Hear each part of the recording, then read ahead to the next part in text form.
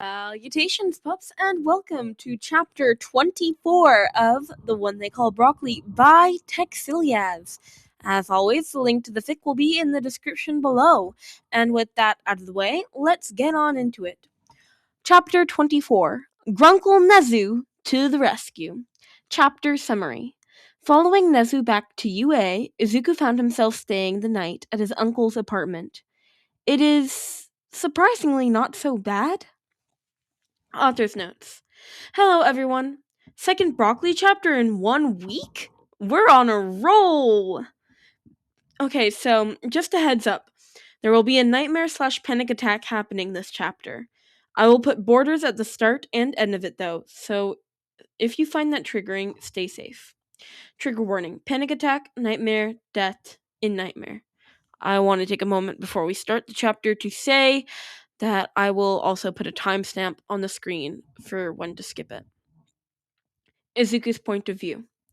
It felt a bit weird entering UA grounds this late at night. They were walking in silence along the path with only the moon and occasional streetlights lighting up their way.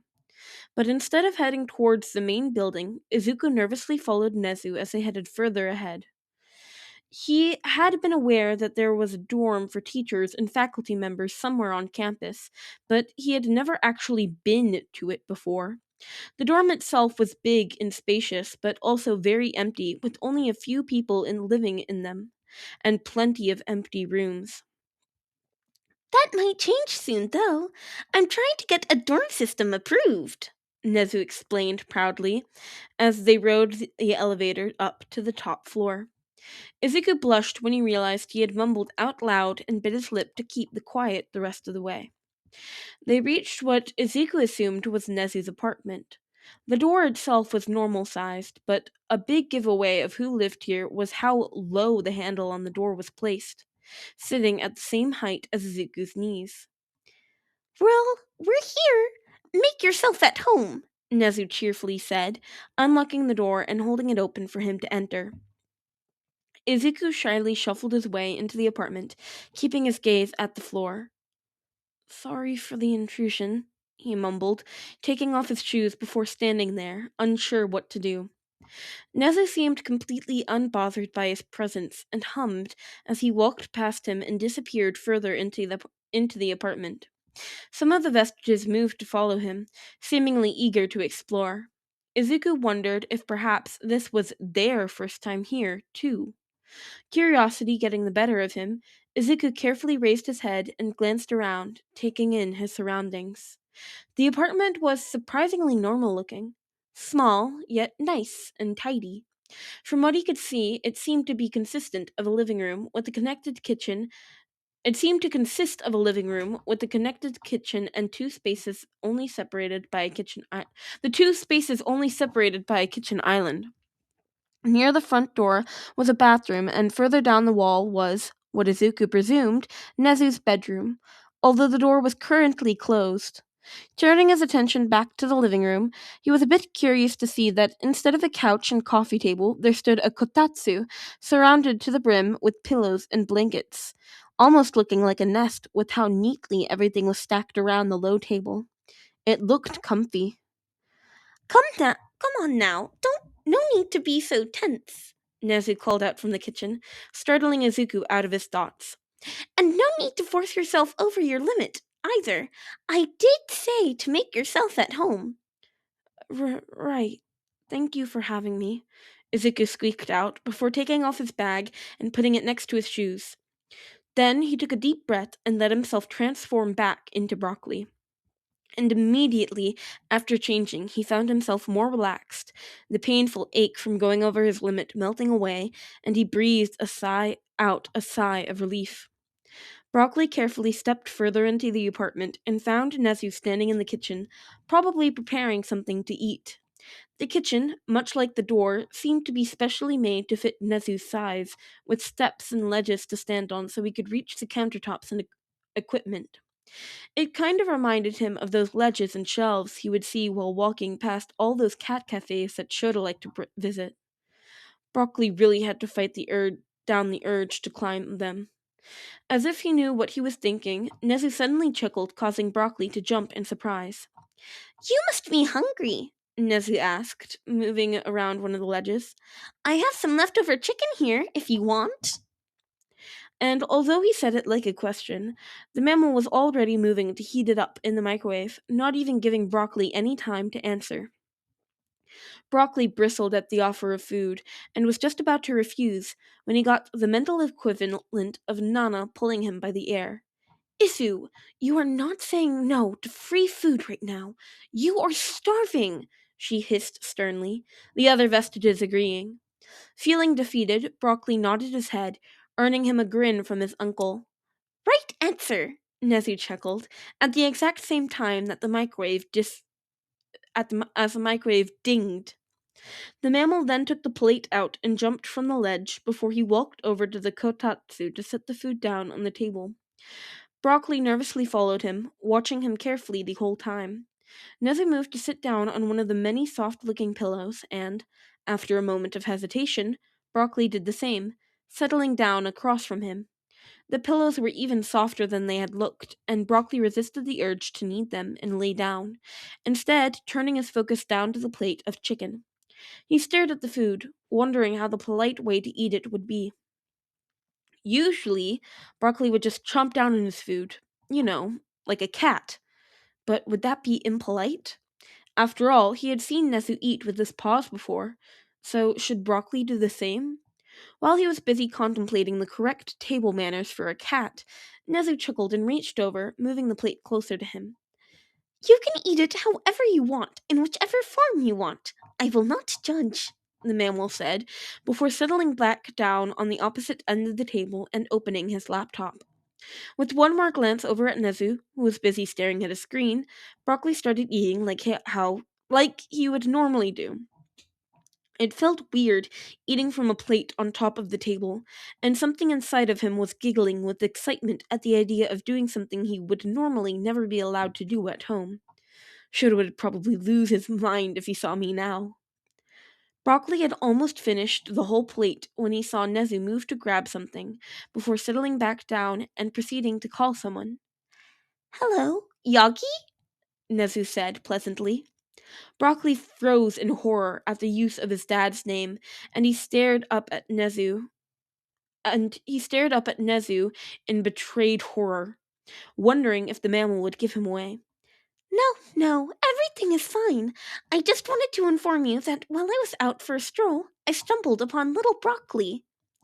There was a pause, and Nezu chuckled. Broccoli was listening intently, his whole body growing more and more tense as he got ready to bolt should Nezu try to turn him in. Yes, he's doing just fine. In fact, I think you two have nothing to worry about. The young one is simply out exploring the world. Another pause, and another chuckle. Nezu met his eyes, and Broccoli found himself relaxing at the pleased smile on his face. No, I'm afraid I cannot tell you where he is, Nezu said, voice turning just a tad bit more serious. But I assure you that everything is fine, and I can guarantee that he is completely safe. They talked some more after that, and Nezu again reassuring Toshinori that he was fine. When they eventually hung up, Nezu turned to look at him, and all Broccoli could do was stare back, eyes wide in disbelief. No reason to look so surprised, Nezu chuckled. Well, it is true that I will not help you with your lies, should you get caught. I also do care about my employees, so of course I would want to reassure them that everything is fine when they are so obviously worried. With a slow nod, Broccoli slowly finished eating, but not without shooting nervous glances up at Nezu and the door, as if Shota would suddenly storm in here.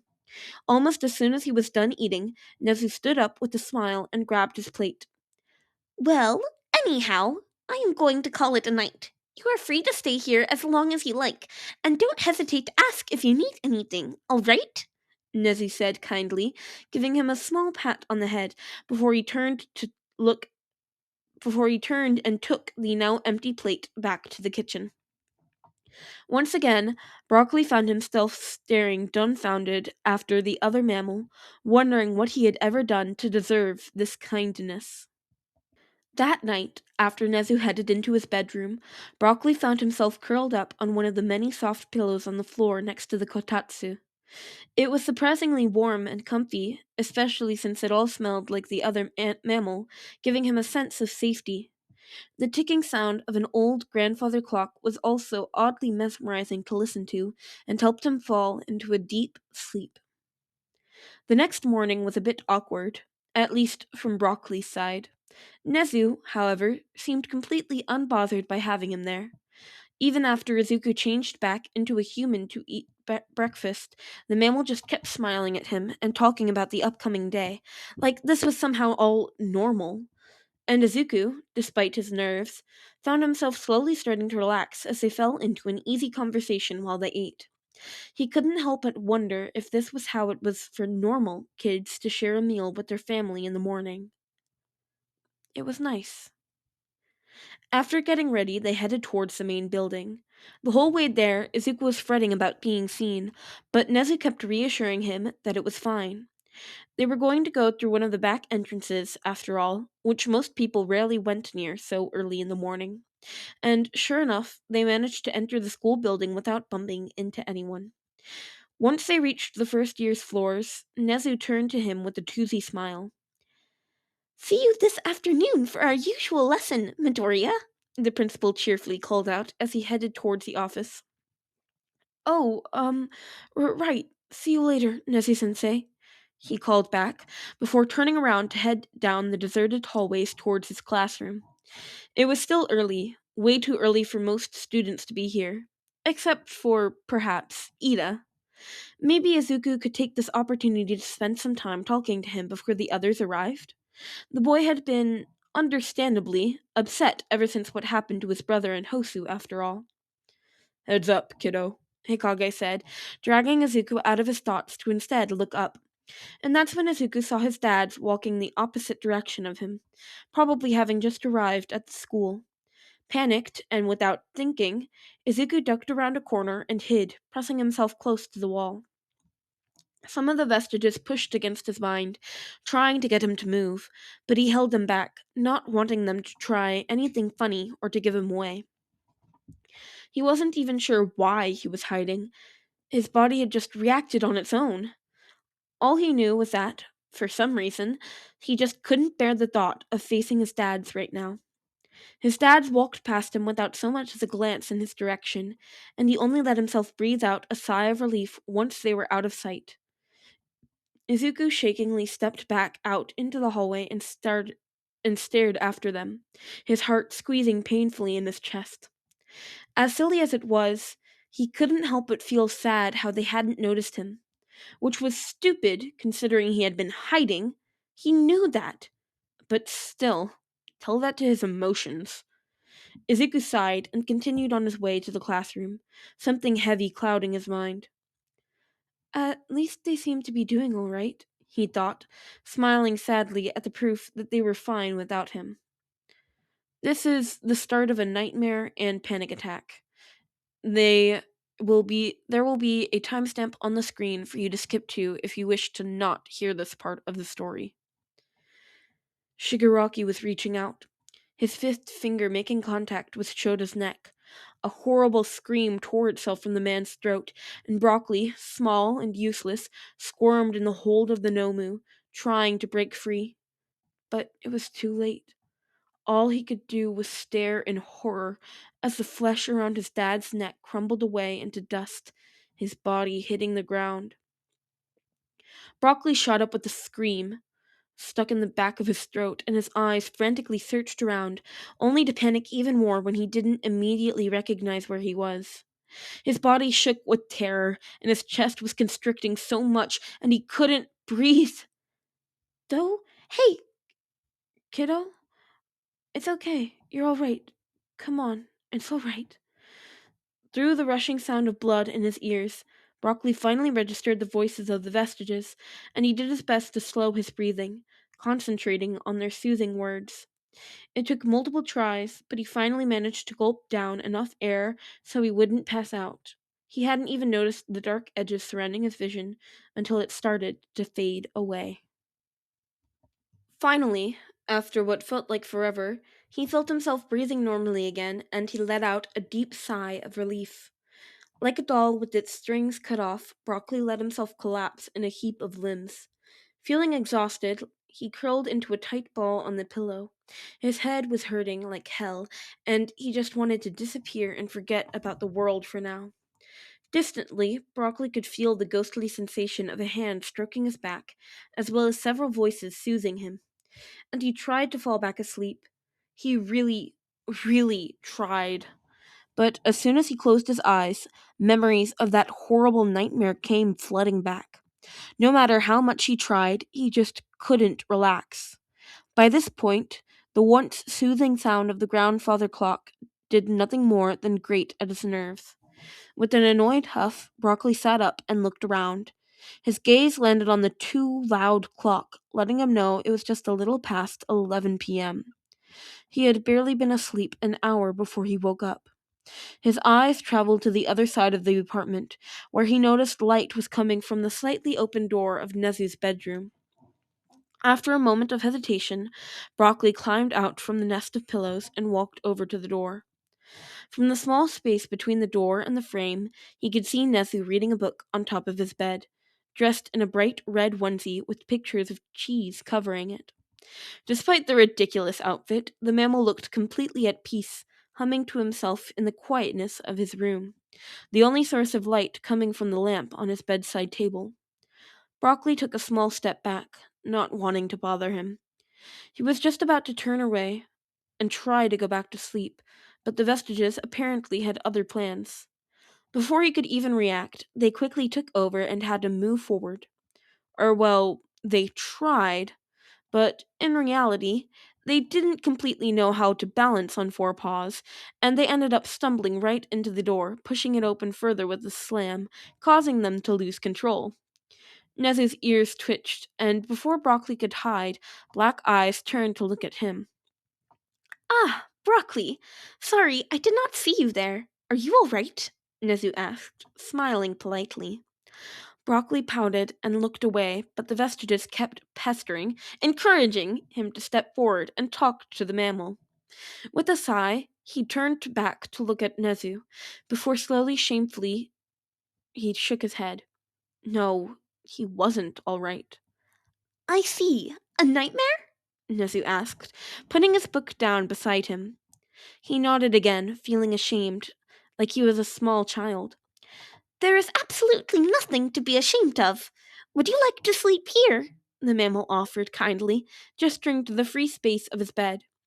Instead of answering, Broccoli took a few hesitant steps forward into the room, tiptoeing across the carpeted floor. When he reached the bed, he glanced up to look at Nezu. After that, he perhaps had changed his mind and would afraid that he perhaps had changed his mind and would chase him away. But when he looked up and was met with just an encouraging smile, Broccoli took the leap and he jumped up to stand on the foot of the bed. It was much smaller than the one made for humans, only about half the size, not to mention how it was much lower to the ground. But it was still more than big enough for both of them. He once again glanced over at Nezu, only to find him already having gone back to his book, a relaxed and content smile on his face. Carefully, hesitantly, Broccoli kneaded his paws against the mattress, finding it, just like the pillows in the living room, surprisingly soft. He kneaded it some more before turning in a small circle and eventually curling up on the soft bed with a purr, his tail coming up to wrap around himself. It felt nice and warm, safe, and he let out a deep sigh of relief when he felt himself finally starting to relax. But still, every time he closed his eyes, the memories of his nightmare just kept coming back, preventing him from falling asleep. His ears picked up the sound of a page turning, and then... The detective arrived at the scene, looking around for any clues. On the ground, there was a ripped piece of blue fabric, which caught his attention, and he went to pick it up. Broccoli found himself starting to relax once again, sinking deeper into the mattress with another sigh. He didn't have any more nightmares that night. It had been a bit embarrassing waking up in his principal's bed the next morning, but it helped that Nezu didn't seem to mind. In fact, the mammal didn't even mention it, simply wishing him a good morning before they went on to start their day. And after his nightmare that night, it sort of became routine for Broccoli to sleep in Nezu's room from then on. Nezu never pushed him to talk, nor did he ask him any probing questions surrounding his nightmare. His uncle simply left his door open, and when Broccoli tiptoed his way inside, he just smiled at him and gestured to the foot of the bed, where Broccoli would curl up with a purr and eventually fall asleep. Every night, the mammal was reading some new book, and it was almost always some sort of mystery novel, though Broccoli never managed to stay awake long enough to find out who the culprit was, falling asleep long before Nezu even finished the first chapter. Their days continued on like that for the rest of the week, with Monday and therefore Izuku's internship quickly approaching. During these past few days, thanks to the insistence of both Nezu and the Vestiges, Broccoli had made sure to go home and visit his family a few more times. He usually only dropped by for an hour or so, just to let them know that even after a few nights of abstinence, he was still doing okay. But last night, he had decided to actually stay the whole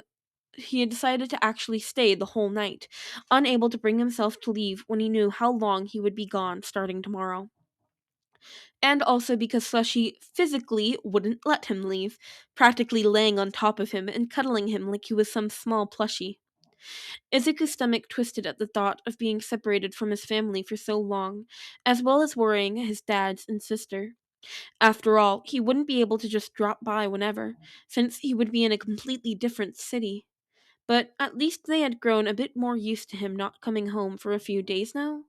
Shoto would still frantically check on him for any new injuries, but would then eventually calm down once he confirmed he was fine. Toshi was more calm, treating him almost like an actual teenager. Broccoli had even heard him tell Shota that it is natural for him to want to grow independent. We need to respect his space and support his decisions. To which Shota had facepalmed, dragged his hand down his face, and dragging his hand down his face with a groan. Toshi, that is something you read from your teaching book about human teenagers. Quirked or not, this is still a small cat. It had been very hard not to laugh at the scandalized look on Toshi's face after Shota had said it. He was gonna miss them. Alright, class. Remember to mind your manners and listen to the pros while you are out there. You are representing all of UA. Aizawa reminded them, for what must have been the 10th time since they got to the train station. A chorus of, "Yes, senseis!" ran throughout the class. Izuku found himself staring at his teacher, guilt once again tearing at his insides.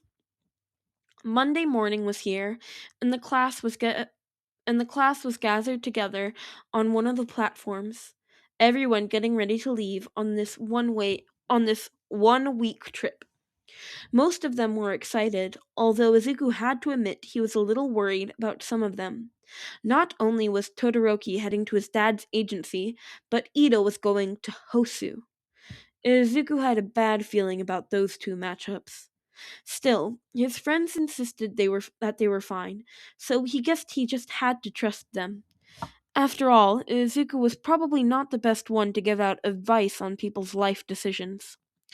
His eyes traveled back over to his dad, sadness and guilt weighing him down.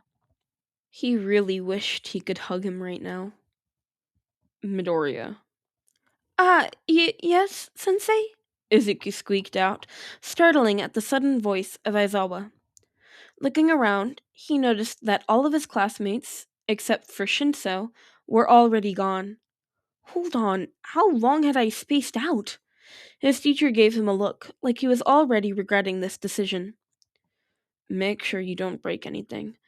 You won't have Recovery Girl there to heal any injuries, Aizawa told him sternly. Right, I'll do my best, Izuku answered, before picking up his suitcase and walking over to his train. Good luck, Aizawa called out before he turned to Shinso, who was standing next to the man. You will be staying with me during your internship, It's not that far from here. Shinso looked nervous and stood even straighter. Right, thank you for having me. Something ugly twisted in Nezuko's stomach, and he found himself unable to look away from the two, frowning at the scene. Izuku, watch out! Nana yelled. Smack! Too distracted by watching Aizawa and Shinso, Izuku had walked straight into one of the many pillars decorating the platform. The vestiges winced in sympathy. Never mind. You okay? Nana asked, crouching down next to him. Izuku groaned and rubbed his nose, thanking the stars that it at least didn't seem to be broken. He glanced back over his shoulder and found both Aizawa and Shinso staring at him. Aizawa raised an eyebrow, his face basically screaming, Really, problem child? And Izuku blushed a bright red. I'm okay, he called out, voice squeaking embarrassingly, before scrambling to his feet, almost forgetting to grab his suitcase, and rushing to his train. Shota's point of view. Shota watched his number one problem child go, shaking his head. Off to a great start, he muttered, rubbing his temple and already regretting this decision. Sensei? Shinso asked, and Shota shook his head again, letting his hand drop back down to his side. It's nothing. Let's go, he muttered, leading the way to their car. The kid was walking behind him nervously, looking tense as a board. Shota cleared his throat and glanced back at his student. Hope you like cats, he said carefully, having to hide a smile at the way Shinso's eyes lit up from that statement. You have cats? Shinso asked, causing Shota to chuckle quietly into his scarf. We're here, Shota called out into the apartment, holding the door open for his student. Normally, he wouldn't take any interns, especially ones that had to stay at the agency, or, in this case, his home. But Shinso was a special case. The kid wanted to be an underground hero, and had talked about wanting to learn how to use a capture weapon, something only a racerhead knew how to use on a professional level and could teach. Not to mention, Shinso had already missed several weeks of training compared to his classmates, so it only was logical that he spent his first internship with the teacher. It really was too bad that Midoriya was going to Gran Torino. Otherwise, Shota would have happily taken him in as well, knowing the kid still wanted to go underground and also was already using a capture weapon. His two students really would have thrived from interning together. But he also understood the benefits of him going to the elder hero, with the old man having experience with One for All. Shota had only met Gran Torino a handful of times, and none of them were pleasant. But hopefully, the man will be able to help the kid understand his quirk. And if they are lucky, they'll also get their student back in one piece. There were some shuffling sounds from further inside the apartment, and a small moment later, Toshi rounded the corner, and Slushy right at his heels. Ah, you must be Shinso, Toshi said with a smile. Welcome! I'm Yagi Toshinori, Shota's husband. I work as a secretary at UA, so you might have seen me before. It is nice to officially meet you. Shinso, predictively, didn't seem to recognize the number one hero. It is nice to meet you too, Yagi-san. Thank you for having me, the boy answered politely, giving the blonde a deep bow.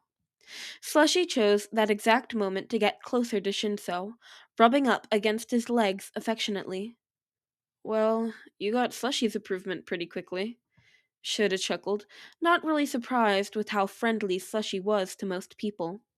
As for their other little gremlin, hopefully our other cat will like you too, whenever he decides to come home, Shota added, the last bit coming out more like a grumble than anything else.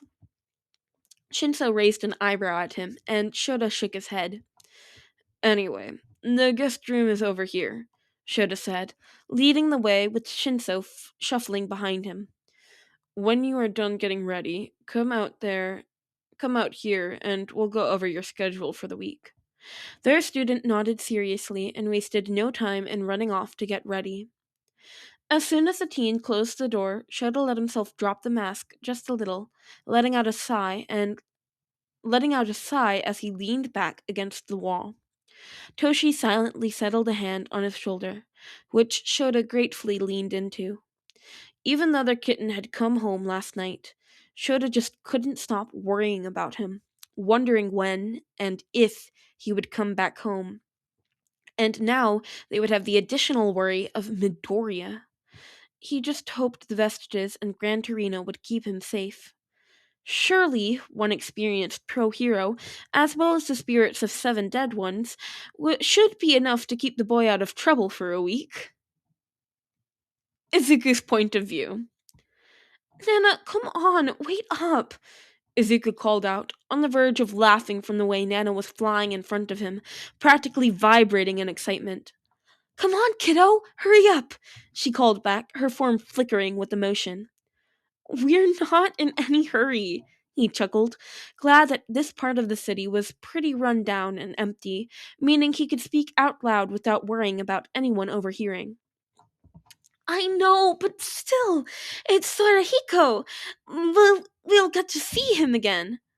We'll get to meet him again, Nana squealed excitedly. Seeing how there was no getting through to Nana, Izuku shook his head and turned his focus to the other vestiges, who were all watching her with similar levels of fond amusement. So, anything I need to know about this Gran Torino guy? How to get on his good side, for example? He asked. But before anyone could answer, Nana suddenly squealed out a loud, "Finally, we're here!" before she rushed forward even further. She was on the verge of going over the limit of 20 meters away from him, her form flickering violently before she disappeared behind a door. There was suddenly a rush of multiple emotions running through them, ranging from shock, disbelief, amusement, before it eventually settled on frustration, and they heard Nana groan loudly. Just as Izuku started climbing the stairs, wondering what was wrong, she reappeared through the door. God damn, this old idiot! Nana groaned, dragging a hand down her face.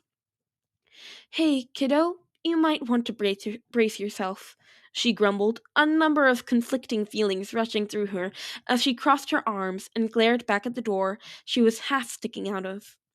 Izuku tensed and glanced nervously between her and the door, wondering just what he was about to stumble into. Author's notes. Ooh boy, here we go! Next up, Gran Torino! I am legit so excited to share this next arc with all of you. Hope that you all like this chapter. Writing Nezu really is such a joy. P.S.